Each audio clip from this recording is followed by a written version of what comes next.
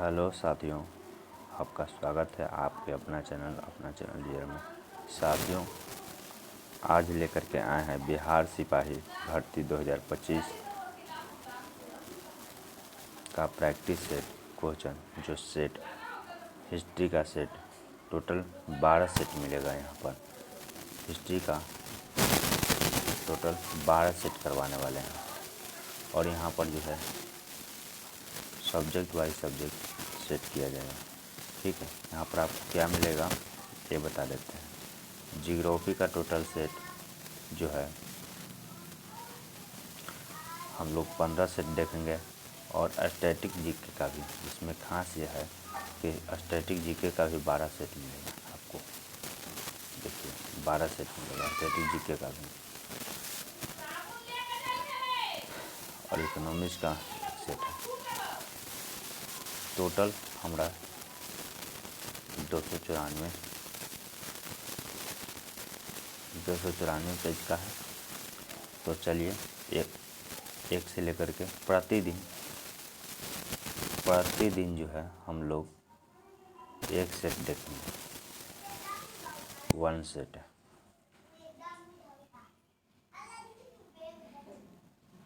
One set हम प्रतिदिन देखेंगे। ठीक है, तो चलिए देर न करते हुए हिस्ट्री का हम लोग पहला सेट देखते हैं। ठीक है, तो चले आइए क्वेश्चन नंबर 1 पे।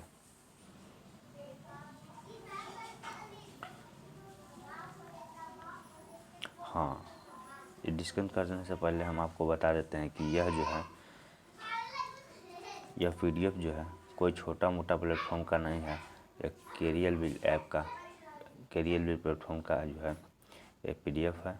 यह बहुत प्रीवियस ईयर देख करके क्रमबद्ध तरीके से ये PDF का निर्माण किया गया है। और हिस्ट्री बहुत मोस्ट इम्पोर्टेंट जो है MVVI कह सकते हैं इसे। ठीक है, मोस्ट इम्पोर्टेंट। ठीक है, तो चलिए ये देखते हैं।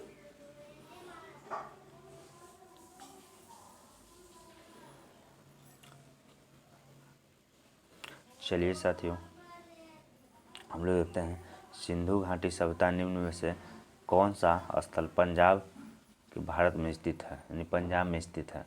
सिंधु घाटी में जो है कौन सा स्थल जो है पंजाब में है। ठीक है, ये सब क्वेश्चन जो है पूछा भी जाता है, पिछले बार दिए होंगे तो आपको पता होगा।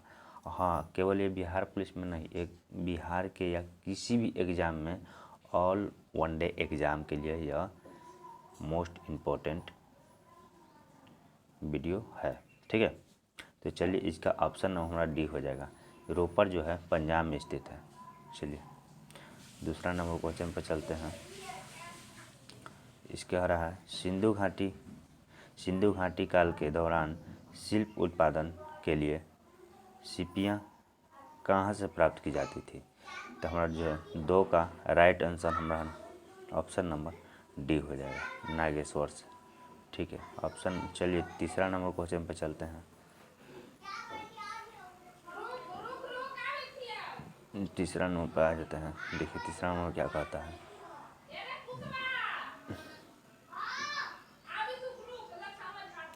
एक प्रकार का नरम पत्थर था जो 2x2 रेशियो का था, आयाम के साथ चौकोर आकार का था और इसका उपयोग वाणिज्यिक उद्देश्य के लिए किया जाता था। किसके उद्देश्य के लिए किया जाता था। ठीक है, और तीसरा का जो है right answer option number C हो जाएगा, रोडोनाइट। ठीक है, चलिए चौथा नंबर पाते हैं। कह रहा है निम्नलिखित में से किस स्थान पर पत्थर का पुरुष नृत्य आकृति नटराज की खोज की गई थी। ठीक है, तो इसका जो है चलिए ऑप्शन पर देखते हैं। देखिए चौथा का ऑप्शन हो जाएगा हमारा ऑप्शन नंबर इसका हो जाएगा राइट आंसर डी, मोहनजोदड़ो से। मोहनजोदड़ो से जो है पुरुषों का नृत्य करते हुए मूर्ति प्राप्त हुआ है। चलिए आइए 5वां क्वेश्चन पे।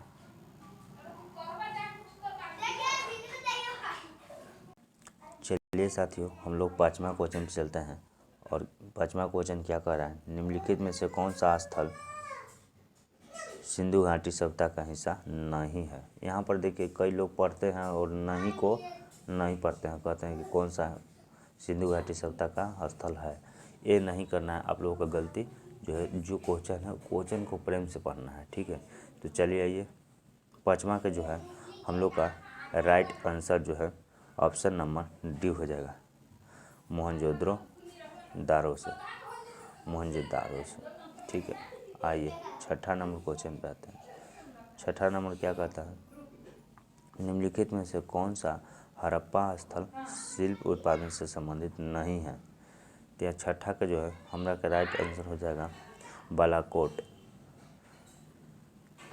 चलिए 7वां का देखते हैं हम साथियों। अगर इस सेट से फिक्स है कि एक क्वेश्चन जो है एग्जाम में आना ही आना है, ठीक है। चलिए 7वां नंबर क्वेश्चन हमारा जो है क्या कहता है, 1944 में भारतीय पुरातात्विक सर्वेक्षण के महानिदेशक का पद किसके संभाला था और हड़प्पा की खुदाई का कार्य किया था। ऑप्शन नंबर इसका जो है राइट आंसर हमारा सी हो जाएगा, जॉन मार्शल ने इसका पुरातात्विक स्रोत जो है हड़प्पा सभ्यता का 1944 में भारतीय पुरातात्विक स्रोतों का महानिदेशक कहा जाता है जॉन मार्शल को, ठीक है। चलिए 8वां क्वेश्चन पे आते हैं हम लोग। 8वां क्वेश्चन क्या कहता है, हड़प्पा सभ्यता की मोहरों पर निम्नलिखित में से कौन सा जानवर का अक्सर देखा जाता था, ठीक है। तो इसका जो है 8वां का राइट आंसर जो है हमारा बी हो जाएगा।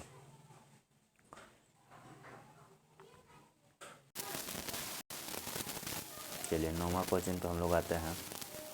9वां कहता है, हड़प्पा सभ्यता का कौन सा शहर लगभग विशेष रूप से शिल्प उत्पादन के लिए समर्पित था। इसमें से मनका बनाना, शंख काटना, धातु का काम, मुहर बनाना और वजन बनाना शामिल था। ये जो है देखिए क्वेश्चन जो बहुत डीप से दिया हुआ है, ठीक है। इसका राइट 9 का हमारा जो है right answer option number B हो जाएगा, मोहनजोदाड़ो से। चलिए 10वां नंबर पर चलते हैं हम लोग। क्या कहता है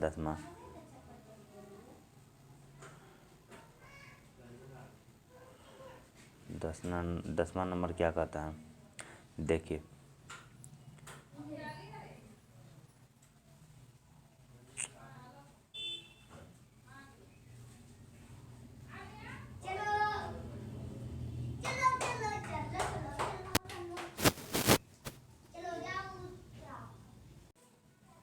सॉरी साथियों कट गया था।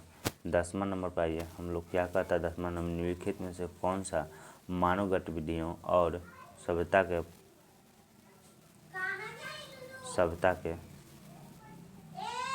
प्राग ऐतिहासिक काल के सही अनुक्रमणित क्रम है, ठीक है।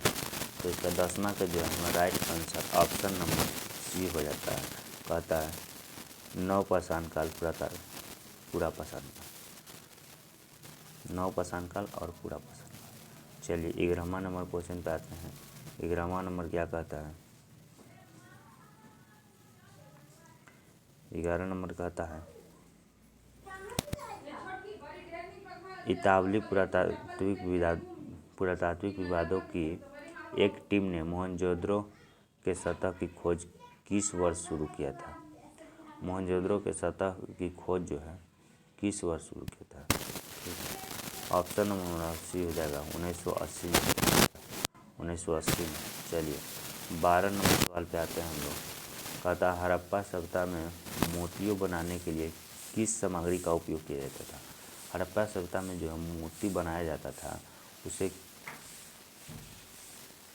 किस सामान का उपयोग किया जाता था। 12 का जो है राइट आंसर हमारा जो है ये हो जाता है लकड़ी का। 13 नंबर पे पुरातात्विक स्थल किस राज्य में स्थित है। पुरातात्विक स्थल जो है किस राज्य में स्थित है।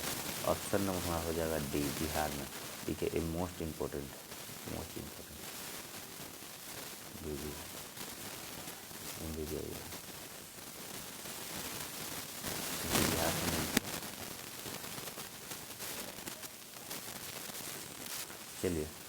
वर्ष 1920 से 1921 के आसपास खुदाई के दौरान हड़प्पा शहर किस नदी पर खोजा गया था। यहाँ पर देखिए, तो ये सीधा सीधे बोल रहा है कि हड़प्पा सभ्यता जो है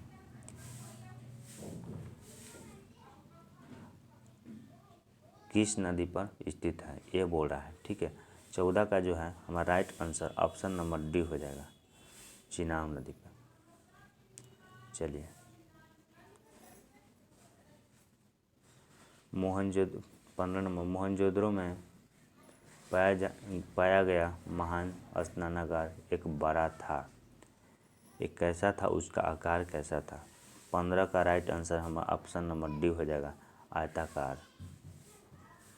चलिए, 16 नंबर पर आते हैं। निम्नलिखित में से किस धातु का उपयोग मनुष्य के द्वारा सबसे पहले किया गया था। 16 का राइट आंसर हमारा जो है ऑप्शन नंबर बी हो जाता है, मैग्नीशियम का। मैग्नीशियम इसे न बोलिए, ये दूसरा धातु है। ठीक है,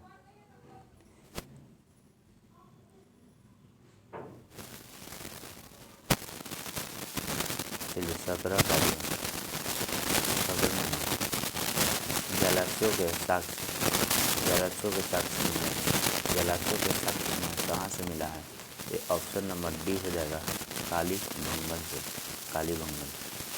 यहाँ पर कालीबंगन किस राज्य में स्थित है, तो राजस्थान में। ये कहाँ है, राजस्थान में।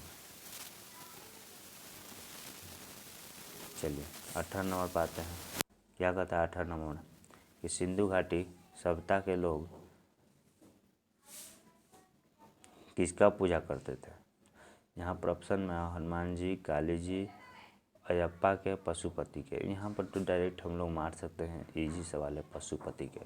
ठीक है, 18 के राइट आंसर जो है गलती है। देखिए, सिंधु घाटी दे दिया गया है सिंधु घाटी दे दिया गया है, तो हमारा जो है ऑप्शन नंबर डी नहीं होगा।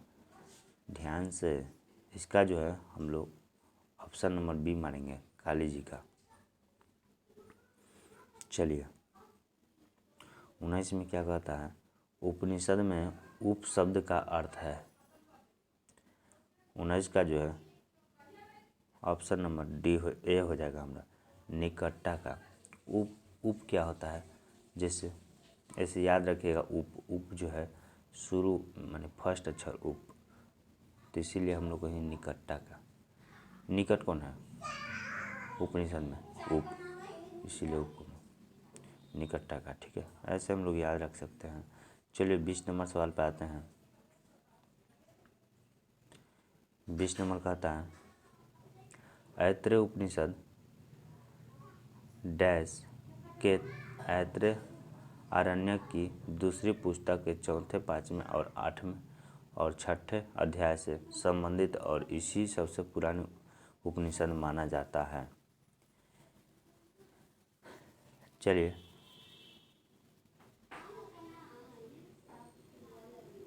20 का जो है हमारा राइट आंसर जो है ऑप्शन नंबर सी हो जाएगा, ऋग्वेद का।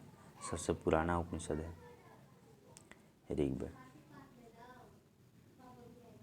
चलिए, 21 नंबर पे आते हैं। क्या कहता है 21 नंबर, कौन सा शास्त्र वैदिक साहित्य का हिस्सा नहीं है। कौन सा शास्त्र जो है वैदिक काल का हिस्सा नहीं है। तो 21 का हमारा आंसर हो जाएगा ऑप्शन नंबर बी, आरण्यक। चलिए, 22 का आते हैं। ऋग्वेद 4 वेदों में सबसे पवित्र है, जिसमें से 10 अध्याय जिन्हें मंडल कहा जाता है। इसमें 10,600 श्लोक हैं, अभंजक हैं। ठीक है, मतलब भंजक मतलब हम सूक्त भी बोलेंगे।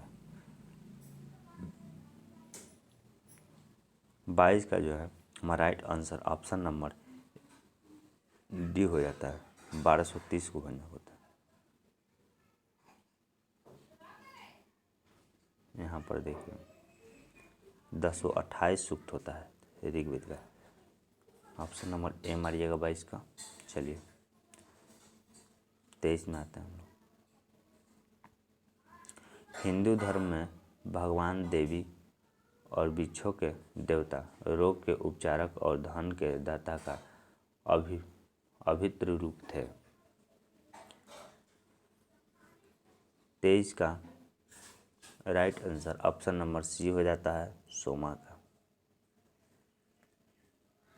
चलिए हिंदू धर्म में निम्नलिखित में से किस देवते को सृष्टिकर्ता माना जाता है? सृष्टिकर्ता आप लोग जानते ही होंगे कौन होंगे। जो ऑप्शन नंबर है विष्णु को माना जाता है सृष्टि का रचयिता। 25 को आते हैं हम लोग। क्या कहता है? प्रारंभिक हिंदू दर्शन के जीवन के कितने चरण निर्धारित किए गए हैं? ऑप्शन नंबर सी 5 चरण निर्धारित किया गया है। चलिए 26 में आते हैं हम लोग। थोड़ा झट से देखेंगे। ऋग्वेद के भंजकों को डैश के नाम से भी जाना जाता है। ऋग्वेद के भंजक, भंजक का मतलब क्या होता है? तोड़ने वाला। ठीक है, तोड़ने वाला। ऋग्वेद के भंजक को नाम से भी जाना जाता है। 25 का जो है राइट आंसर ऑप्शन नंबर 25 नहीं 26 है ना, जाना जाता है। और रुद्र को। चलिए 27 नंबर पर आते हैं। क्या कहते हैं 27 नंबर? हिंदू धर्म के अनुसार किस भगवान या देवी को ब्रह्मांड का संरक्षक और रक्षक माना जाता है? 27 का right answer option number D हो जाता है।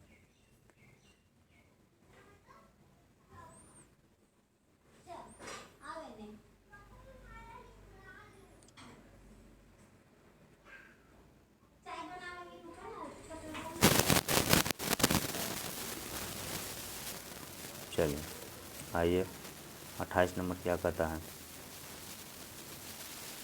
निम्नलिखित में से किस वेद को गीत की पुस्तक, मंत्रों का वेद, गीतों का योग भी कहा जाता है? 28 का ऑप्शन नंबर बी हो जाता है, यजुर्वेद का। चलिए 29 नंबर पर आते हैं हम लोग। 29 नंबर पर क्या कहता है? यजुर्वेद डैश गुना है। यजुर्वेद डैश गुना है। 29 का जो है right answer option number D हो जाता है, 3 गुना। चलिए 30 का आते हैं। कौन सा ऋग्वेद देवता पृथ्वी स्थान स्थलीय देवता का श्रेणी में आता है? 30 का जो है right answer option number D हो जाता है, बृहस्पति का।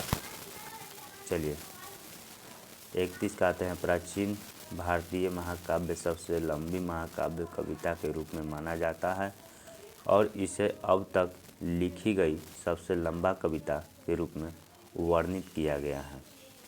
चलिए 31 का जो है हमारा राइट आंसर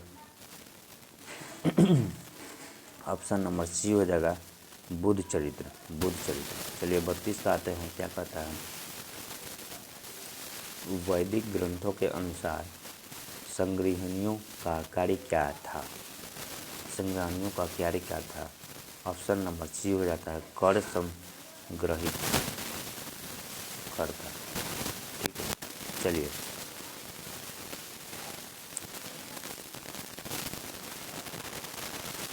33 नंबर पर आते हैं। वेंकटेश्वर जिन्हें वेंकट चलपति, श्रीनिवास और बालाजी के नाम से भी जाना जाता है, ये हिंदू भगवान का एक रूप है। ऑप्शन नंबर इसका शिव, सी हो जाएगा, सी से शिव। हिंदू धर्म पुरुषार्थ जीवन लक्ष्यों के माध्यम से जीवन के पूर्ण भागीदारी को प्रोत्साहित करता है। निम्नलिखित में से कौन सा इसमें से एक नहीं है? 34 का जो है right answer option number C हो जाता है, काम। चलिए 35 नंबर आते हैं।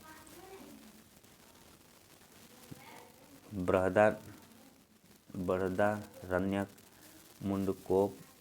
मुंडक और तैत्तिरीय निम्नलिखित में से किस श्रेणियों के धार्मिक ग्रंथों के कुछ उदाहरण हैं?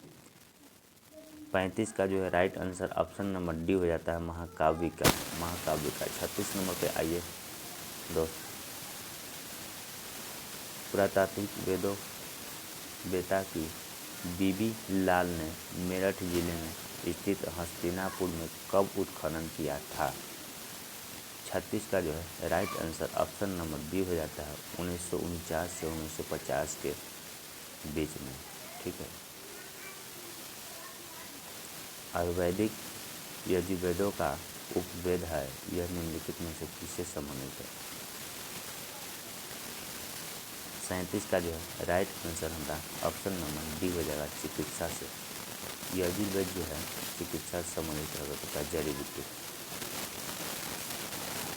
चलिए यहाँ पर 38 नंबर, भारत में वैदिक काल की अवधि थी। चलिए इसका ऑप्शन आ गया 38 नंबर का जो है राइट आंसर हमारा हो जाएगा ऑप्शन नंबर बी। चलिए 39 नंबर पर आते हैं। वेदों के निम्नलिखित अंगों में से कौन सा जटिल शब्द का व्याख्या और अर्थ के लिए जाना जाता है? 39 का right answer option number B हो जाएगा, कल्प के लिए। ठीक है। 40 का देखते हैं। निम्नलिखित में से कौन सा वेद रोगों के उपचार के लिए बारे में बात करता है? यहाँ पर यजुर्वेद करता है। ठीक है। चलिए 41 का आते हैं।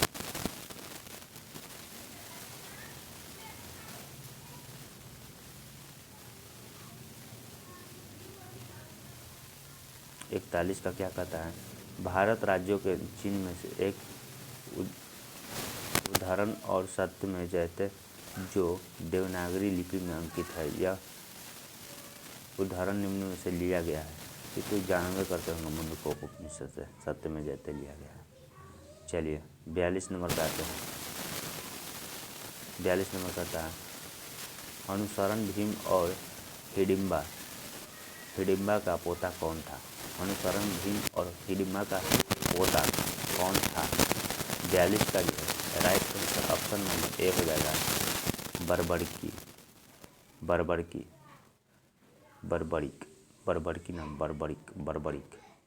ठीक है। चलिए 43 नंबर का आते हैं। महाभारतक का मूल नाम क्या है? महाभारतक का मूल नाम क्या है? ऑप्शन नंबर डी हो जाएगा, सुश्रुत संहिता। चलिए 44 का आते हैं। कठोपनिषद में नचिकेता के नाम से एक युवा लड़के और एक देवता के बीच बातचीत का वर्णन है। निम्नलिखित में से कौन सा देवता नचिकेता से बात कर रहा है? ठीक है। 44 का right answer option number C हो जाता है, भगवान कार्तिकेय। चलिए 45 नंबर आप आते हैं। 45 नंबर क्या कहता है कि महाभारत के उस पात्र का नाम बताइए जिसमें महाभारत युद्ध देखने के लिए और अंधे राजा धृतराष्ट्र के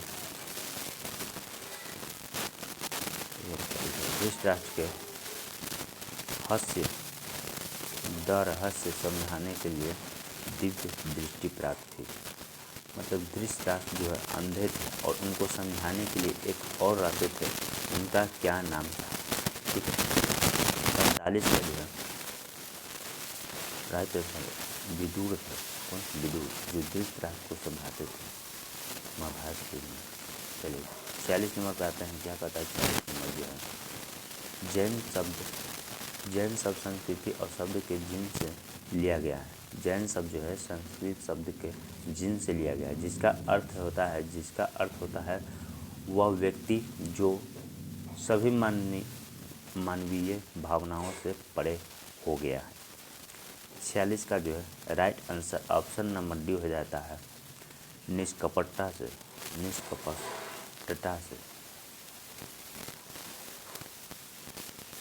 चलिए आइए 47 पे जैन धर्म से संबंधित जल मंदिर का निर्माण किसने करवाया था?